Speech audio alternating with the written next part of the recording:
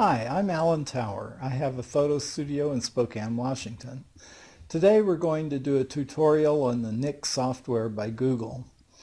The Google engineers have made it possible for us to develop a portrait with a fraction of the time and all of the outcome that we might expect from a full Photoshop work through. I'm not saying that this would be the ultimate outcome that you could ever achieve with a picture if you're willing to spend a lot of time with it in Photoshop, but sometimes our clients really can't afford to have us spend an hour or two on each picture. That's way too much processing time, and we can process very effectively and quickly using the NIK software, and they'll be very happy with the results. Let's take a look.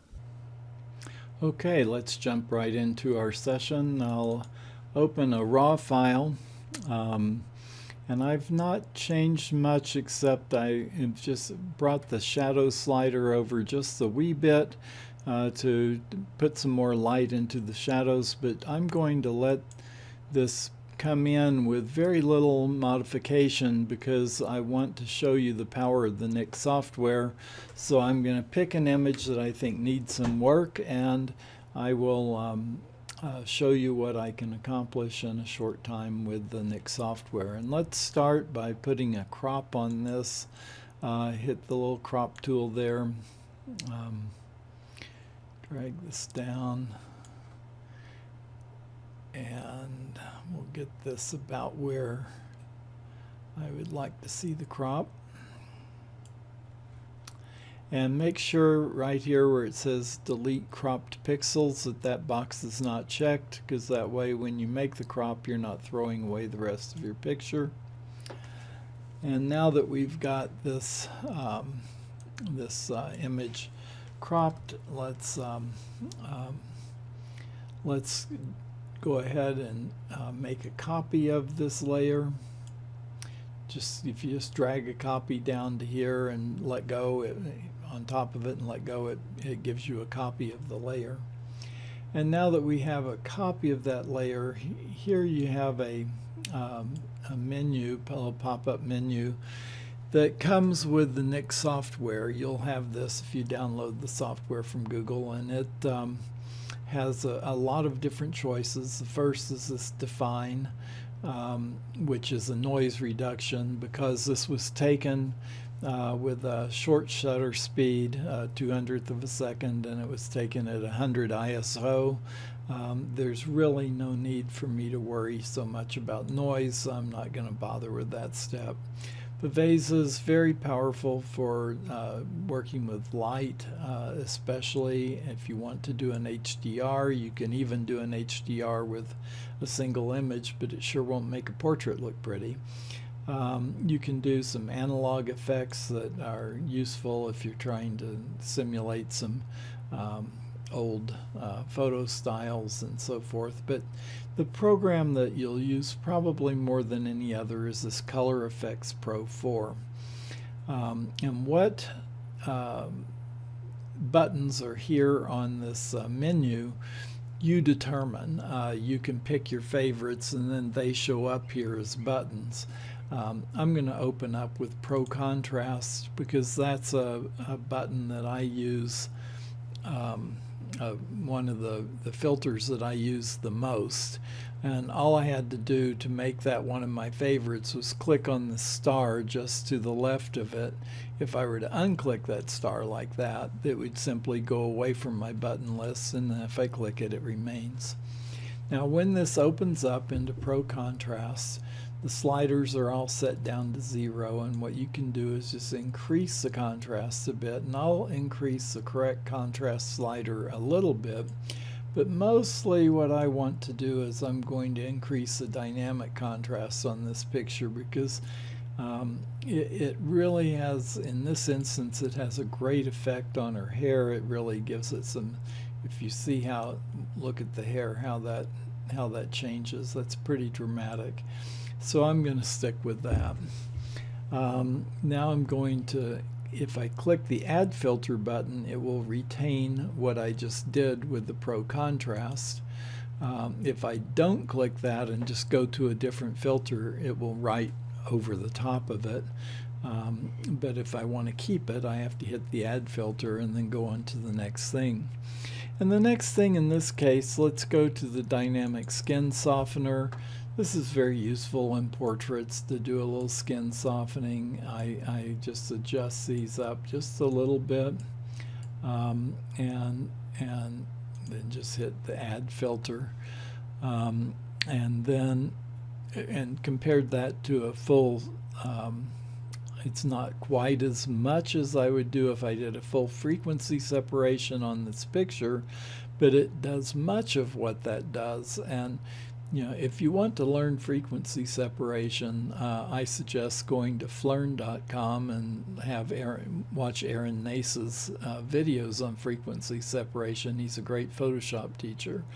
But this is so much faster that not every time do you want to spend a long time on an image, for a major, as if it were a major portfolio piece. You really sometimes just need to get it done, and this is where color effects can be amazingly effective. And now the next thing I want to do is the light is largely in her back, so I'm going to kind of balance that out, and I'm going to use this reflector effects filter. And what I'm going to do is I'm going to change the source direction so it's coming more from the side rather than from the bottom, and I'm going to move the position down a little so that it's not quite so extreme here. And now let's see what we've got. See, with it and without it. And it makes a real nice change to the hair as well as this, but I'm not crazy about what it's doing to the background. But I can use these control points to affect that. For example, if I click on this minus control point and bring it over here, you can see that just almost instantly removes the effect from that area.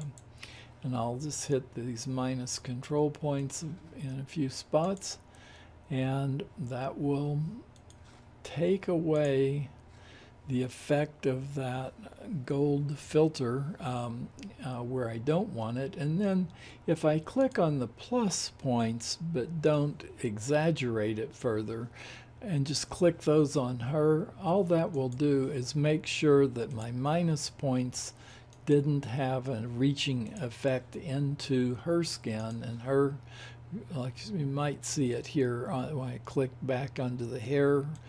See how it lit it back up?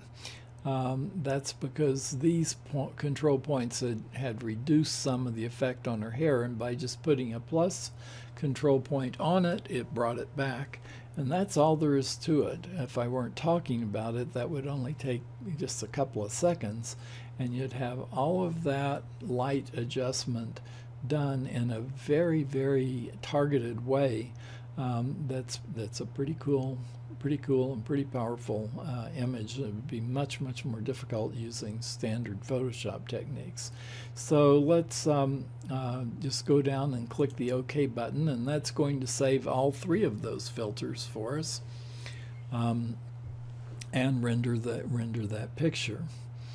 Now that we have this picture fairly well determined what we're doing, I'm going to do just a little bit more to it to finish it up. It's not what I'd consider complete by any means at this point. It does need some other work, and you could do some of this work beforehand or after it. The sequence isn't just dreadfully important. If you add a new layer and hit Shift Control Alt or Command Option Shift, and then hit E, that will give you a stamp visible layer, putting all collapsing all of this information onto this layer so that you have all the layer there so you can work on it and that you'll be sampling it all. And I can do my spot healing brush there and just clean up a few things about the image. I'm not crazy about that little little line right there. We're going to get rid of that. And some of these things are just pretty easy to do with a spot healing brush. It's just, you can just take care of the minor adjustments using that. She has such nearly perfect skin that it's really a very little to do if I want to get it as beautiful as I can, but I'll fix a couple of things. But she's got about as good a skin as a human gets, so it's pretty simple to work over one of her pictures.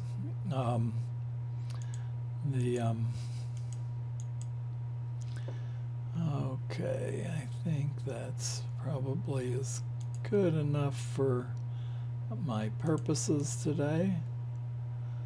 I'll work with that.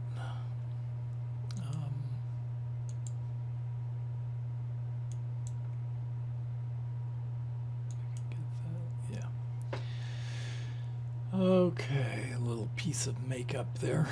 Okay, and now the only thing I think this still would benefit from, I mean, you could work on it all you want, but what I think would still benefit quite a bit is if this were went through a little bit of a dodge and burn.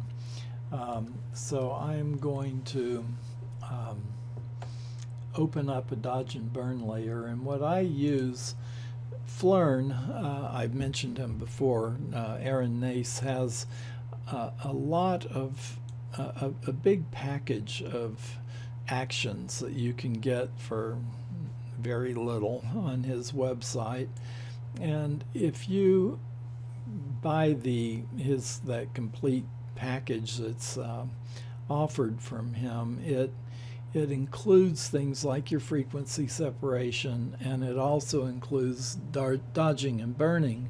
But unlike many dodge and burn layers, he sets it up so you have a different layer for the lights from the darks.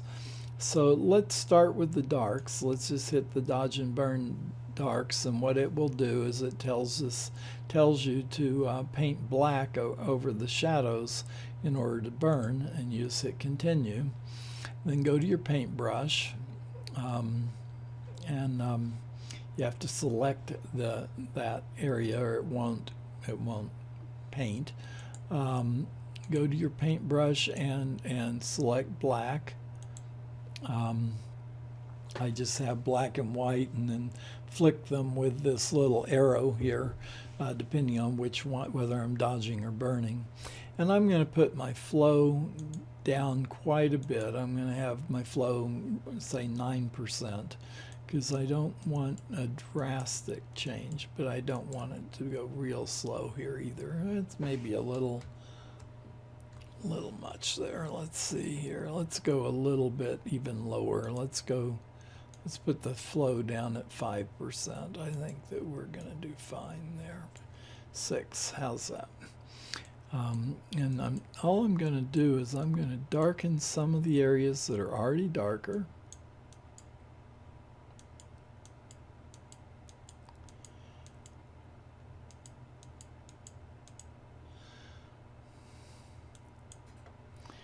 And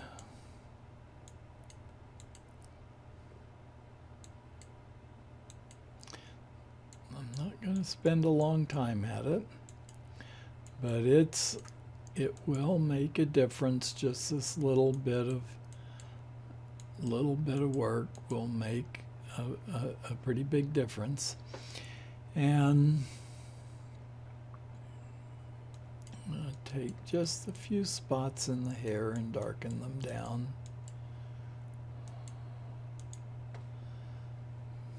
And now let's go to the dodge and burn lights, and let's add that and we'll do our dodging. And now we're going to paint in white instead of black. And we have to click that layer or it won't let us paint.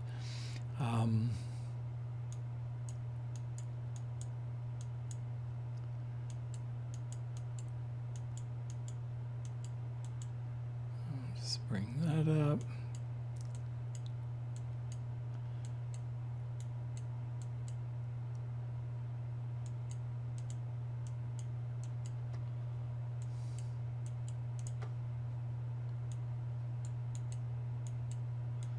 Just doing the highlights as they exist on her and as they typically exist as you're working on a person.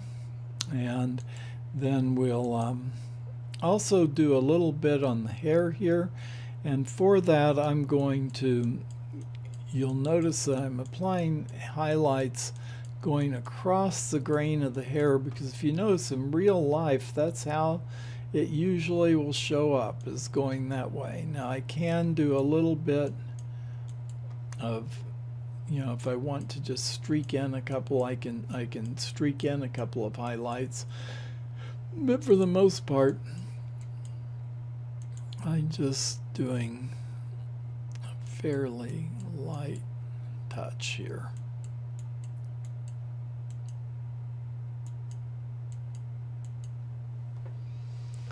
Okay, now if we want to see what we've done, there's the burning and there's the dodging, and with the two of them together, that's a pretty significant change to the picture. Now I'm going to do one more thing before I call this one done. Here I'm going to hit the Viveza 2, and it's going to come up on this, and I'm going to do something fairly simple. I'm going to put a control button right in the middle of her hair there, and I'm going to increase the structure, and I think you're going to see, look at what that does. Lights that right up. I'm going to do one more of those right here. In fact, if I want, I can take this one and hold down the Alt key and drag it, and it will bring exactly that same correction, same adjustment there. And then if I want to make sure that I haven't thrown that structure adjustment onto her neck, skin on her neck, I can add a control point there without any adjustments, just with right down the middle, and that will just make sure it's not going out onto the neck. And then hit OK, and that's all there is to it. It's going, that Viveza layer is going to just add that structure into her hair, which will increase the contrast and make it prettier. And you can see here without it and with it, it's pretty simple. It's not dramatic, but it's enough to help. And and then finally, the last thing that you might want to do is that if you go down to the bottom here, there's an output sharpener, and that's kind of towards the end of it. We sharpen it up, and if I just let the NIK software do its what it considers the default settings, generally that will work just fine. You can adjust it if you wish, but if you just click OK, that should give you a sharpened image, and the difference isn't drastic, but it's there. If I click it, I can see the difference on my high resolution screen anyway. So that's a very quick and easy way to do this retouch. And let's take since the sharpener actually has everything combined into that layer, and carries all the other effects forwards. Let's turn off these layers here, and then what we can do, if we turn this layer on, shows us everything. This layer shows us where we started. So we went from there to here in just a few moments, really. Especially if I hadn't been explaining it all, it would take me only a couple of minutes to do this much of a retouch, which truthfully, if you try to do this much of a retouch in Photoshop, you're in for a couple of hours work if you work at my speed. And I think even if you work at a whiz like Aaron Nace's speed, it's going to take a while. This thing is really efficient. It's very quick, and it's a nice way to proceed. The only thing I still would do is I go into my brush tool and I go to my preset brush for my watermark, and I would apply that to the image. In fact, if I want it, I still have the flow down low. If I want to make it a little more visible, I can increase the flow a bit and then just stick that on the image, and that's that. So thank you for your attention. I hope you enjoyed this demonstration of the power of the NIK software, and also the burning and dodging through the Phlean method. Thank you very much.